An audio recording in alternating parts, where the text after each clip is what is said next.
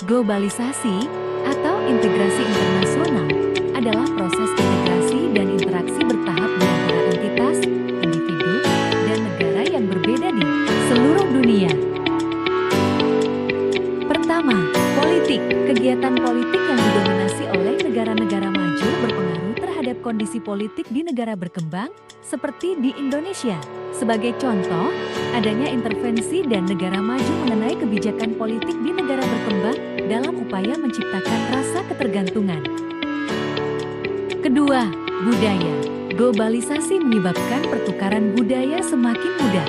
Bahasa Indonesia dikenal sebagai bahasa ramah dan terbuka dengan budaya lain. Akan tetapi, sikap yang kurang bijak dan selektif terhadap budaya lain dapat menyebabkan lunturnya budaya Indonesia.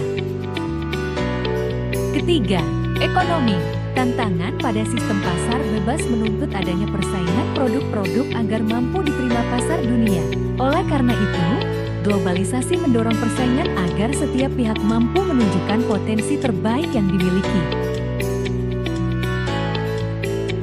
Keempat, lingkungan. Globalisasi mendorong perkembangan banyak perusahaan multinasional.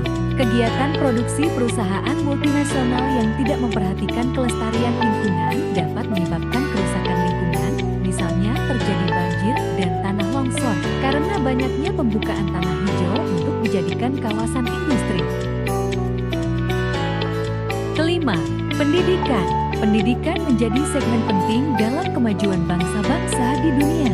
Bahkan dengan sistem sosiologi pendidikan yang bagus, suatu masyarakat akan bisa lebih mudah mengendalikan atau melakukan filtrasi kepada budaya-budaya yang tidak baik akibat globalisasi.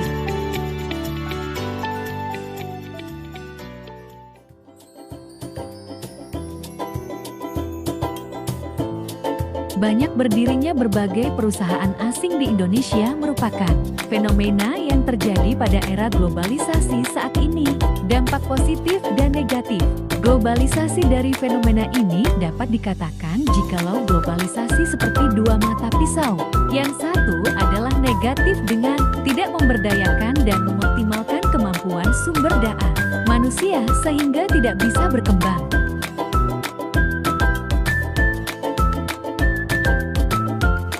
Sikap kritis yang dapat menghadapi globalisasi tersebut, antara lain sebagai berikut. Pertama, meningkatkan kualitas sumber daya manusia. Kedua, berpegang teguh kepada nilai dan norma sosial. Ketiga, menumbuhkan sikap bangga terhadap identitas bangsa Indonesia. Keempat, meningkatkan rasa peduli terhadap lingkungan terkait permasalahan